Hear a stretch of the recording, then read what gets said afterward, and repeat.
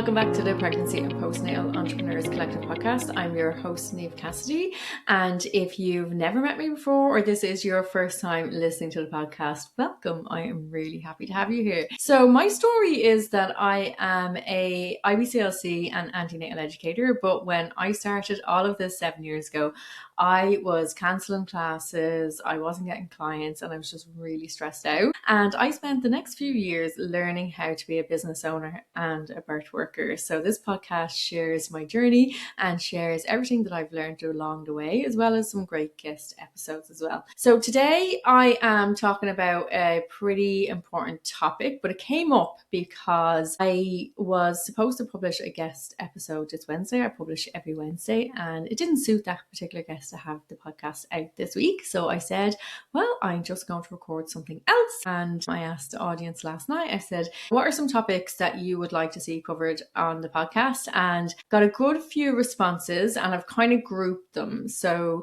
today I'm going to cover kind of one set, and then at a later episode, I will cover another set. So this episode really did come from the followers giving me some information, but also about a topic that has also been coming up in a lot of my coaching calls recently. And just so you know, this is not a one size fits all answer. The stage of the business that you're in matters, but I'm going to cover two main things. I'm going to talk about diversifying your offers and diversifying your income streams as a birth worker, and also tackle a bit of the passive income myth. So if that sounds like something you will be interested in, make sure you stay listening. So I get a lot of people asking me about diversifying their offers and diversifying their incomes. You know, should I be adding in all these other services so that I have more things to offer and therefore I can serve more clients and make more money? And it's actually one of the number one mistakes that I see early stage business owners make, and that is just trying to do too much too soon. So when I started off first, and I had about 10 different things listed on my website, from this type of antenatal class to that type of antenatal class, and a refresher and a feedback and a this and a that, and every so often I'd get people saying, I'm not quite sure what class I'm supposed to pick, this is me.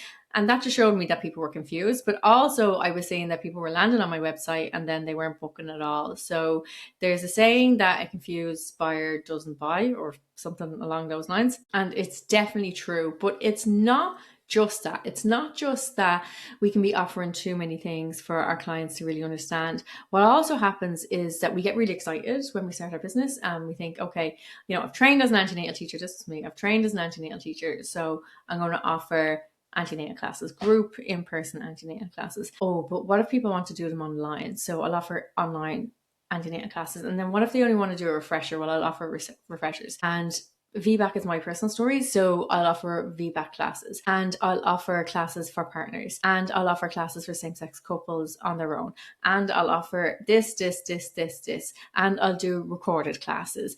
And basically what happens when you're only starting is that your attention gets completely divided and you don't do a good job of promoting any of them. And that's just all antenatal classes. But then I also see people, and maybe they've trained as a birth doula, and then they think, oh, well, I'm not getting any birth doula clients, so I'll train as a yoga teacher, and that hasn't really worked out, so I'm going to do reflexology, and that's not really happening. So maybe if I did baby massage as well. And they're doing all these trainings and spending all this money, but they never actually get to the point where they actually nail down being good at the one thing that they trained at and they had the passion for in the first place. So when it comes about diversifying your offers, my piece of advice is really built around the fact that get really good at what the one thing that you're doing first.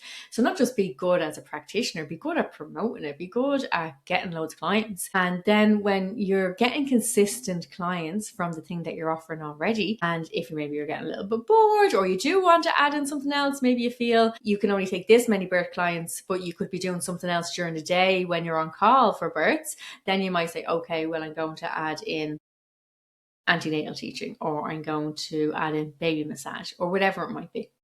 But try and get really, really good at what, if you're in those early stages of your business, get really, really good at the service that you're offering now. Get really, really good at marketing that service, nailing down your messaging, making sure that you're getting those word of mouth referrals. And when you get to the point where you're kind of happy with the amount of people that are coming through your proverbial doors, then you can start saying, okay, I have a bit more capacity to adding something extra in. Because when we add in too many things all at the one time, as I said, our attention is just too divided and we don't do a good job of any of it.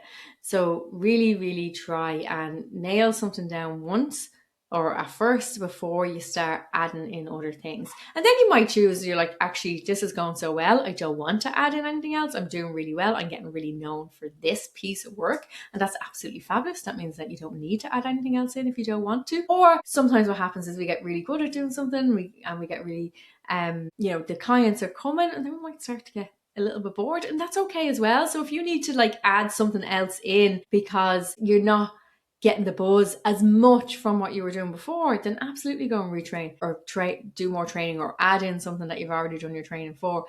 But really try not to do it right at the very start. Don't be offering 10 different things at the start, because one, clients and customers get confused. They don't know what it is that you offer or what they should pick in your offerings. Two, your messaging gets really, really confused. So you're not reaching anybody because you're trying to talk to many different people. And three, your attention gets divided too much. So you don't get really good at delivering any of the services that you're offering because you just don't have the time or attention to give to them all. So if you are at the point where you do think diversifying your offers is a good idea, we want to make sure that you do it in the right way. So questions to ask yourself before adding anything new on is one, do I have the time and capacity? Do I have the time and capacity to do this? Do I have the mental space, the energy, the vitality, the physical time to actually add something extra in on top of what I'm already doing? If your answer is yes, then we've got one green light to move on with diversifying your offers. Two, is this something I'm genuinely passionate about? So don't just add something in because somebody told you it's a good idea or because you see Mary down the road is doing really well in her baby massage class. So maybe I need to be doing baby massage so that I can do it really well. Don't pick up a new training, a new skill, simply for the fact that you think it might help you in your business. Not one that you're going to promote to other people. So we want to pick up skills that are good for our business on the business end. But what I mean is don't add a new clinical offering unless you're really passionate about it. So if we've got the green light that I have the time and capacity to do it and I'm really, really passionate about it, that's two green lights, but we want three. So the third green light is, does it complement what I already do? So we want to make sure that whatever it is that we pick to add to our service offering, that it makes sense for the business that we're running. So in fairness, pretty much anything within the birth or postpartum world is going to make sense within what we're offering. So if you are a birth doula, offering postnatal doula support is going to complement what you are doing. If you are an antenatal educator, then offering something like baby massage will probably complement it as well. And something to think about is the different parts of the pregnancy and parenting journey that people are at. So when you are getting to the point where diversifying your offers is a good idea, then you want to be trying to expand the amount of time that you can spend with clients. So that if you're working with people in pregnancy, then you might add in a postnatal service, because that means that maybe your pregnant clients who you've worked with in pregnancy will also take up your postnatal service. If you are working with people primarily postnatally now, so say if you do postnatal lactation consultations, then you might start thinking about offering antenatal lactation conversations or breastfeeding classes for people who are pregnant. So we want to look at, do I have the time and capacity to do this? Do I have the passion for the new service that I want to offer? And is it going to complement what I'm already offering, in particular across that spectrum from pregnancy to early postnatal and later postnatal life? And just a little sidebar on that. If we get stuck on the capacity question, or the reason why we want to offer something new is because we don't have much time, we want to offer something that we can sell again and again, or if we are doing just direct one person, one-to-one services, and we want to start doing one-to-many, so we want to think about, well, how can I serve more people, but I don't have that much time. So how can I serve more people in less time? So that might be moving from one-to-one support to more group level support. So for a lactation consultant, for example, that might look like, rather than doing one-to-one antenatal appointments, doing a group antenatal preparation workshop, whether that's online or in person. If someone is a birth doula who offers, as part of their birth doula antenatal service, like antenatal education, they might start scheduling in regular group antenatal education so that all of their doula clients can come together and get the antenatal education piece together. And then their one-to-one appointments are still one-to-one, but we're going to consolidate some of that into the time. So what we want to look at is things that are going to not stretch us too much on the time aspect. When we were looking at those three questions, the number 2 and number 3 were good, but number 1, maybe we didn't have the time or capacity. And that brings us to the idea of creating things that we can sell outside of ourselves. So it's not direct contact work. So that might be online courses or programs, it might be online workshops, it might be like resources, so like ebooks or PDFs or different things like that.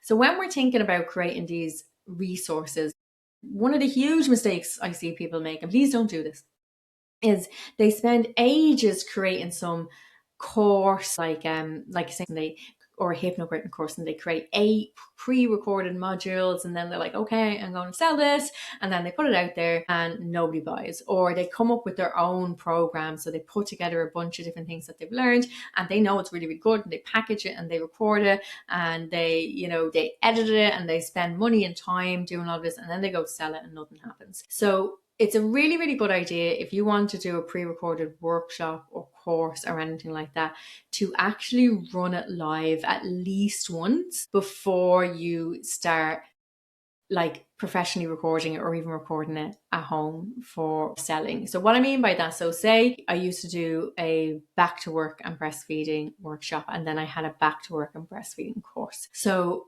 initially what I did is that I ran that live a few times. I sold it. I did it a couple of times for free for a charity I'm part of. And then I sold a low cost workshop a couple of times as well. And what that really helped me do is see, one, were people actually interested in buying this? Was this a topic people were interested in? And then 2, because I was running it live, I was getting direct feedback. So I was seeing what real life questions were actually coming up. I was seeing what information was landing well and what wasn't, because when you're doing something pre-recorded, you don't know whether people are understanding the concepts that you're putting across. So you really, so beneficial to teach them live first, so that you can see whether people are understanding the way you're presenting it. And then if not, you can adjust the way that you're presenting it so that it really, really does land. Because you don't want to create this course, a couple of people go through it and then they're like, I didn't really get that. So they don't tell their friends about it. Okay. So we want to run it live a few times first. The other benefit of doing that is that we start getting feedback from people, like testimonials. And then when we go to sell it, we can use those testimonials on the sales page. And for the first little while, you can just, if your workshop went well, just sell the recording of the live workshop. Just make sure people know that it is a recording of a live workshop. Let them know the date it was recorded, so they have an idea of the timeline, the context of how old or more recent it is. And then you can just sell the recording of the live workshop, rather than putting in all this effort of editing things, because believe me, it takes a long time to edit videos. So if you haven't done it before, it's very time consuming. And what you don't want to do is spend all that time, waste all that money, because your time is valuable, and then nobody wants it, or you realize that actually that it needs to be changed. So do it live a few times. Initially sell the recording of the live, and then if you're happy that everything's good, and then you have the time or capacity and you want to re-record it in a more kind of professional sort of way, then you can do it that way. That's what I did with my returning to work and breastfeeding course, and that ran really well for a time. And then I took it down because legislation changed and so many parts of it weren't relevant, and then I just never got around to re-recording the parts that were relevant. So that's another tip, actually. If you do go and record it as a course or a workshop, rather than just selling the recording of an online session, break it down into really small pieces. So break it down to really short videos. So say if it was an hour workshop, that when you run it live, it's an hour workshop. I would be breaking that down into videos that on each different topic. So some videos might be 3 minutes long, some videos might be 7 minutes long, but breaking them down into individual modules or individual lessons. So if something new or important comes up in that particular piece, you can just re-record that bit rather than having to re-record the whole thing, or rather having to take the whole thing down like I had to, because the piece on legislation didn't make sense anymore. So yeah, if you're going to record them kind of formally, then go with taking it piece by piece so that you can change out anything that you need to change. But really, my suggestion is get good at what you're doing already. Make sure you have clients coming in, make sure you have that bit nailed. Then if you want to add things, do them live a few times, sell the recording of the live, and then later on, again, if you have more time and capacity, do the full recording and break it down into small lessons or small modules. So I can't just stop there, because I have to address this idea of passive income. The dream is you make it once and you sell it in your sleep. But the reality is there is no such thing as passive income, because it always requires ongoing effort or a huge ad budget. So if you don't have a huge ad budget to promote the thing that you've created, whether it's your workshop or a valuable PDF or something like that, then you yourself have to consistently sell the item. So you need to do consistent marketing about the thing that it is that you're selling. It won't just sell itself. It won't just bring you income in your sleep. You'll get the odd one. You'll get the odd, someone bought my workshop. Woohoo! But that's not going to be consistent enough for you to feel like, oh, this is passive income. It wasn't great that I just reported that once and now I'm getting all this money for it. You really do have to keep working on it, or as I mentioned, have a really big ad budget. So all of these people who are promoting passive income and who are saying, they're making money in their sleep, or, I've created it once and now it just keeps selling itself. It doesn't keep selling itself. Either they keep selling it or their ads keep selling it. And chances are, if you're seeing this content, they're ads, and it's their ads that are selling it. So they had either startup capital from investors that they could put into ads, or they had another successful business that then supplements them to really go in with the ads campaign to then be able to sell that product to you, or this idea of that. So it's never passive. It either takes loads of work or it takes loads of money to sell these things. Now, it doesn't mean that over time, in particular, if something kind of gains momentum and lots of people have gone through it and there's lots of testimonials, and then even people start referring their friend, they say, oh, I did this workshop, I did this online thing, it's pre-recorded, you do it in your own time, and then it can start selling itself a little bit more. Or if you get to the point where you are earning well and then you can put more money into ads, then it can become more of a passive product. But they're things that are much further down the line for most birthwork business owners than they are anywhere for anyone who is still wondering, am I making enough clients to make ends meet? We really need to be getting to a much better place where we have additional income that we can put into ads, or the other work is selling itself. So I have additional capacity to really promote on a consistent basis this product that I want people to buy. And I believe that it's actually sometimes a lot harder as birth workers to sell products, so to sell non-contact courses or workshops, so where they're not getting any access to you directly, or like PDFs or ebooks or stuff like that, because most of what we build ourselves around is around ourselves, is around our personality, is about the fact that we have a to and fro. It's about how we support you. So it can actually be a lot harder to sell those kind of less personal products. Not impossible by any means. It's not impossible. I've had loads of clients who've had really good success, in particular with small workshops or small mini courses, but it's not something that's just really easy to do. So again, it's really got to do with the stage of your business at. If you're at that really, seedling kind of stage where things are just getting started, you want to get really, really good at your work that you're doing first before you start kind of moving into these other areas. So my big tip there is just test before you invest your time, your energy in it. So run it a couple of times live, as I said, see how it lands, see how it works. And then if it's going well, people are interested, then you can move on to the next step. Now, if you don't want to create a workshop or a course and you want to create something that's more like tangible, like a workbook or a PDF or an ebook, you want, because there's so much free content out there, from ourselves, from other birth workers, from health services, and now from AI as well. If you are creating a resource that you want people to invest money in and their time that it takes them to go through that resource and implement whatever it is that you are recommending in it, we want to make sure that it's of really high value. So the days of like easy tick sheets or checklists, or even my most popular freebie is a what to put in your bag going to the hospital.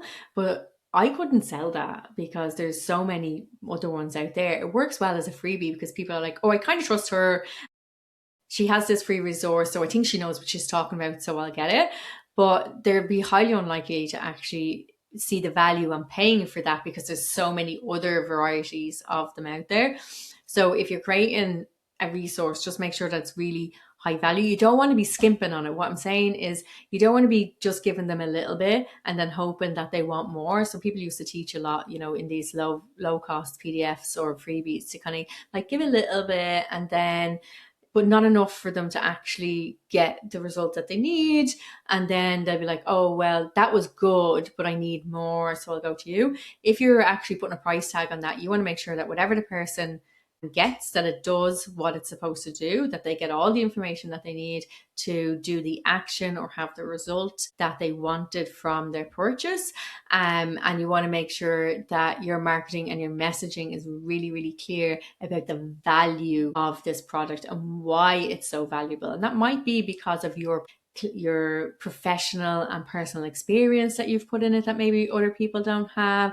It might be because you're taking a different take on it. It might be for loads of different reasons, but you want to make sure that it's actually something that is of high value to people, that's actually going to benefit them or help them out or make their life easier. And that it is, because otherwise these things can be very hard to sell. And again, you don't want to spend all this time creating this beautiful ebook or this, you know, comprehensive PDF and then nobody wants it. So let's just make sure before we create something that we know that it's something that people desire, and that we can make it good enough that it's something that people will pay for. So to round all of that up, if you're in the early stage of your business, just stop, focus, get really good at your one thing and get consistent clients first. If you're more established and you're feeling ready, ask yourself the capacity, passion, fit questions before adding anything else in. So that's, do I have the time and capacity to do this? Do I have the passion for this new offering that I'm looking at? And is this going to be a good fit within my business?